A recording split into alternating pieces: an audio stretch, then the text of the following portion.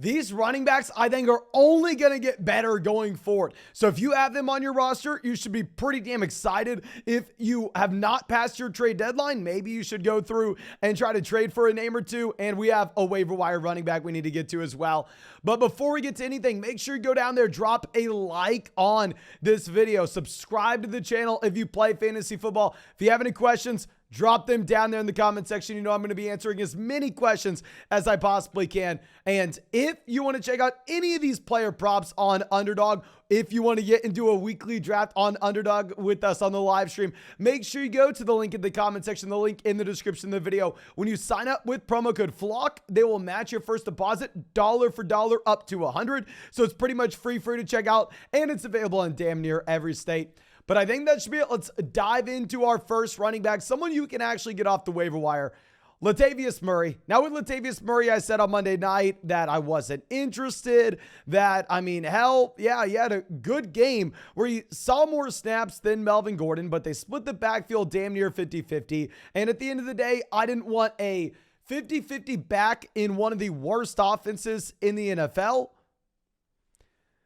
Things have changed. We obviously know Chase Edmonds is injured, but now they just released Melvin Gordon. I don't know what's going on. I'm recording this right after we just got that piece of news. I'm sure we'll get more info just shortly. But now Latavius Murray's the last guy standing. He went from being in a 3-man running back by committee in a horrendous offense to a bow cow running back in a horrendous offense. I mean, with Latavius Murray this past week, 17 carries, 49 rushing yards, and the rushing touchdown. If you're looking at the usage as a pass catcher, the man just had 4 receptions. What's very surprising is Latavius Murray has been involved catching the football. If we look at the workload you would have had for both Melvin Gordon and Latavius Murray this past week, if you combine those two players into one, that's 25 carries and 9 receptions. Now, of course, you're not expecting Latavius Murray to have 25 carries and 9 receptions every week going forward. Of course, it's not as simple as you go through and give all the Latavius Murray volume and all the Melvin Gordon volume assigned to one individual player, and that will be the situation rest of season. They'll mix someone else in here. You have another running back siphoning off some touches, very similar to what we are looking at in Chicago. We'll get to David Montgomery in just one second. But still, Latavius Murray, if he just gets a, say, 50% bump, if he just takes half of what Melvin Gordon did, then all of a sudden the workload would have looked like, I mean, what? 7 receptions, 21 carries. Even if we assume that gets scaled back a bit, Latavius Murray is going to be involved as a pass catcher. He's going to get a decent amount of work. Of course, the issue is this is a horrendous offense. It is not too exciting, but if he's the last man standing, he can be a top 24 running back. Low end top 24 RB, but possible. Now, let's go over to that next situation we were looking at. Let's go over to the Chicago Bears. Y'all know we've been saying David Montgomery, a buy low player for 6 weeks now. Something ridiculous just because people were saying Khalil Herbert was going to be the starting running back in Chicago. I didn't understand why. And if we are looking at David Montgomery without Khalil Herbert, exactly what you thought would have happened played out. Now, of course, Tristan Ebner goes out and has a small role, but it was a small role. Okay, he played 15 snaps. He ran 7 routes. He had 7 carries. But honestly, the 7 carries, I don't even think that's going to happen going forward. What the main thing is he is a passing down RB. Tristan Ebner, that passing down running back.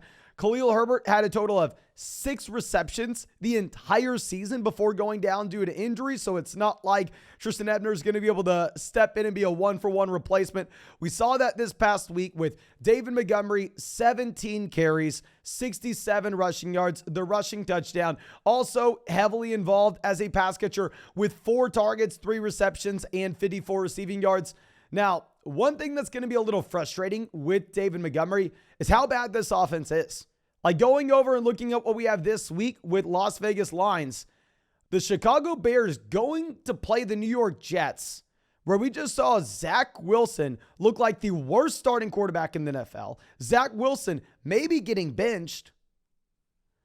The Jets are favored by 4.5 points. Depending on the sports book, some of them have the Jets as 5-6 point favorites. It's crazy to see how bad the Chicago Bears team is. And if you are valued like Dameon Pierce, then you're probably a sell high candidate. But David Montgomery doesn't have his value there. People view David Montgomery as a significantly worse running back, or in my opinion, he is very comparable to someone like Dameon Pierce. But let me know what you're thinking. I think he's a mid running back 2 rest of season. And now going over to our next guy, this is going to surprise a lot of people because I said to sell Rhamondre Stevenson high last week. We were going through and looking at Rhamondre Stevenson and admitting, yes, he has been phenomenal. He has been a running back 1, a top 10 option with no Najee Harris in the offense. If you looked at the role as a pass catcher since the Chicago Bears game, 8 receptions, 7 receptions. 7 targets, 6 receptions. Like literally the man was going out there and being used like he was Alvin Kamara. And I was a little worried with Najee Harris coming back in here because with Najee Harris coming back in, I didn't think he'd be the starting running back for the New England Patriots. You know, I've been the world's #1 Najee Harris hater, but I did think that he would have a role. I thought that Najee Harris may come in and see 40% of the carries. And if we're seeing Rhamondre Stevenson in a subpar offense, we don't want him in that 50-50, 60-40 running back by committee. Well, Najee Harris started, and I see that that's getting a lot of buzz, the fact that Najee Harris was the starting running back, but it didn't matter at all. Like we just got confirmation that Najee Harris is not going to eat into this Rhamondre Stevenson workload because while Najee Harris started, while he played pretty much the entire first drive, at the end of the game, Rhamondre Stevenson 49 snaps, Najee Harris 15. Rhamondre Stevenson 15 carries. Right in line with what we've seen for God knows how long. Rhamondre Stevenson, 6 receptions. So if all of a sudden people are going, oh, okay, well, you have Najee Harris starting, Rhamondre Stevenson only giving you 26 rushing yards. The fantasy points weren't there because he didn't score a touchdown. If anything, I'm way more excited about Rhamondre Stevenson now than I was a week ago because we got confirmation of what the role is when Najee Harris is in here. And it's still, a lighter version of Alvin Kamara. Now going over to our next situation, let's look at Washington. Buy low running back for us for quite some time. Antonio Gibson. Over the past 3 weeks, I believe we've had Antonio Gibson as that buy low running back just because when J.D. McKissic's not involved, Antonio Gibson takes the role of himself and J.D. McKissic and combines that into one player, 1-for-1, and it is very exciting. We know Brian Robinson's not taking any of those J.D. McKissic snaps. Brian Robinson's a running back with 7 receiving yards this entire season. This entire season, Brian Robinson has 7 receiving yards. Antonio Gibson has 1 game with fewer than 7 receiving yards. Gibson's the pass catcher. Gibson's the former wide receiver. So you see this past week that in a contest you would assume favors Brian Robinson when they're just beating down the Houston Texans. Antonio Gibson plays 46 snaps compared to Brian Robinson at 23.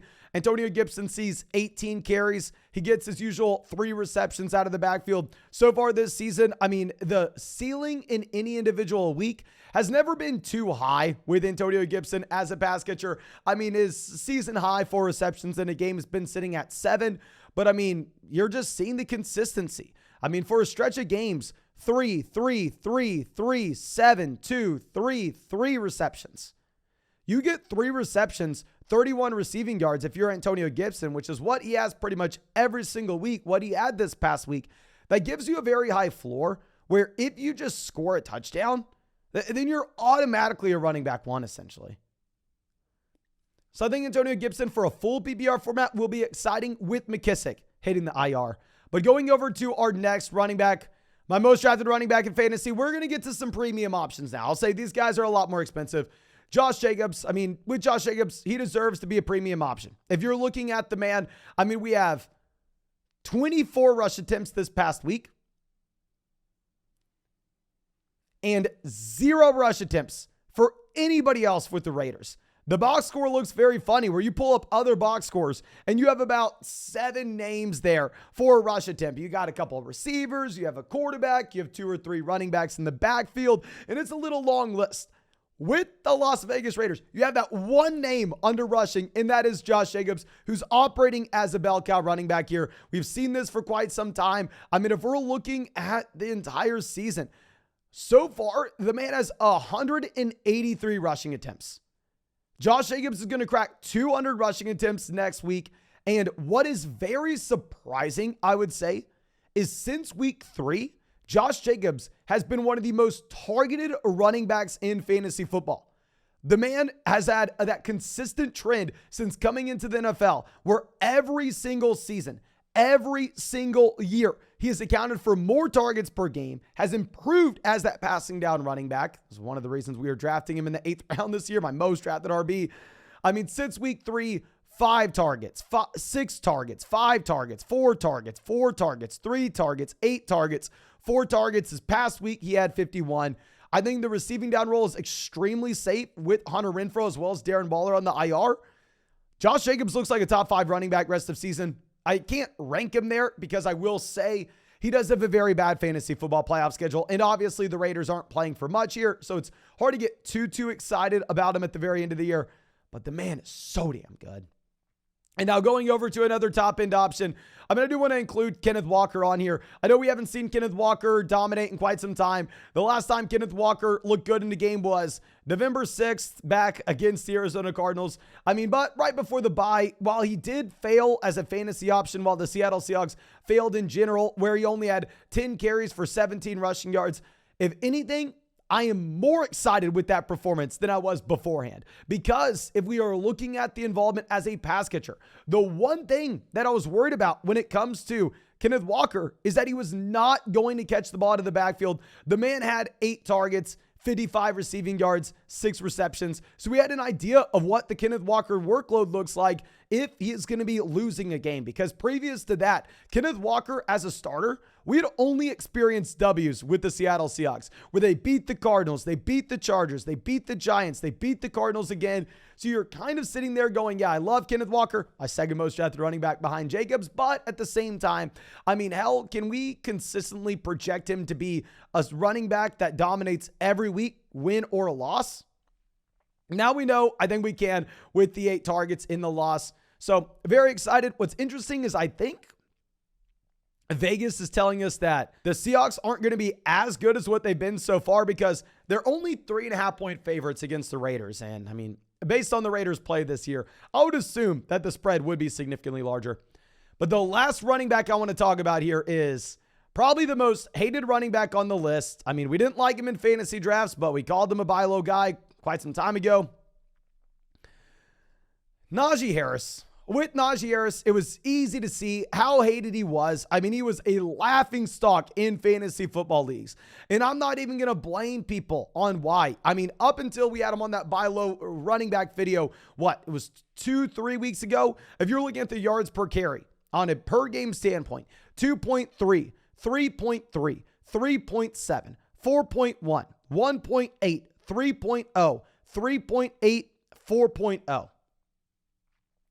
Najee Harris, incredibly inefficient. You can blame that on the offensive line. You can blame that on Kenny Pickett. You can blame that on Najee Harris. You can blame it on the potential matchups he had to go up against. Going back to, say, the first week of the season, look at these brutal matchups. Cincinnati, New England, Cleveland, the Jets. Jets have a great defense. Buffalo, Tampa, Miami, Philadelphia, New Orleans. With Najee Harris, the schedule is easier going forward. He had the toughest start to the season from a running back schedule perspective. You're expecting Kenny Pickett to get better. So I don't want to come out here and paint myself as some Najee Harris truther. It's not like I like Najee Harris coming into the season.